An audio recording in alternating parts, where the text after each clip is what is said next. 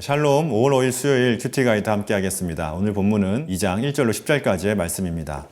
바울은 에베소 성도들에게 하나님께서 베풀어 주신 구원이 얼마나 풍성한지를 오늘 본문을 통하여 설명하고 있습니다. 1번 질문입니다. 영적으로 죽은 인간들의 특징은 무엇입니까? 바울은 하나님께서 주신 구원의 풍성함을 설명하기 위하여서 성도들이 구원받기 전의 모습을 설명을 하고 있습니다. 바울은 1절에서 성도들이 구원받기 전의 상태를 허물과 죄로 인해 영적으로 죽은 자라고 정의를 하고 있습니다. 영적으로 죽은 자의 특징이 무엇인가요? 2절과 3절을 한번 보십시오. 성도들은 하나님과 교제할 수 없었고 하나님께 순종할 수 없었다고 기록을 합니다.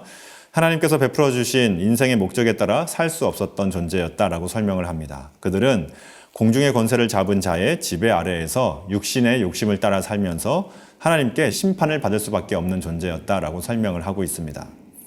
이처럼 죄로 인하여 영적으로 죽은 우리들을 하나님께서는 다시 살리셨습니다. 2번 질문인데요. 하나님께서 우리를 허물과 죄에서 다시 살리신 이유는 무엇인가요? 4절과 5절 말씀을 함께 같이 한번 읽어보겠습니다. 긍휼이 풍성하신 하나님이 우리를 살리신 그 큰 사랑을 인하여 허물로 죽은 우리를 그리스도와 함께 살리셨고 너희는 은혜로 구원을 받은 것이라. 아멘.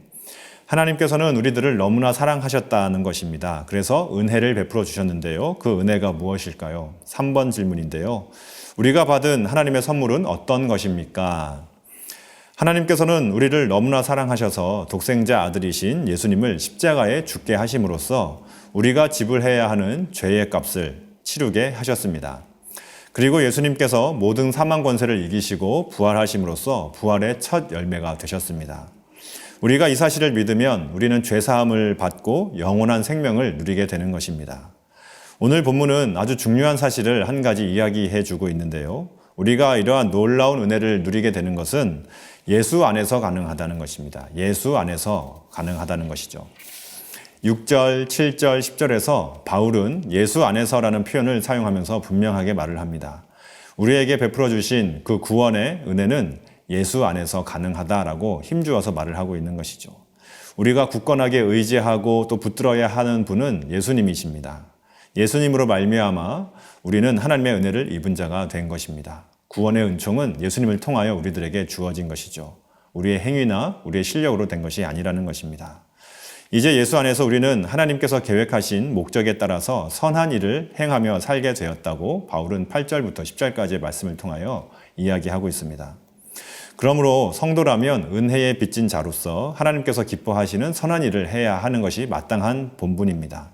왜냐하면 죽을 수밖에 없는 나에게 하나님께서 구원이라고 하는 그 무엇과도 비교할 수 없는 선물을 허락하셨기 때문입니다. 이제 오늘 하루를 우리가 살아가게 될 때에 하나님의 선한 일을 행하며 기쁨을 누리시는 복된 하루가 되기를 축복합니다. 감사합니다.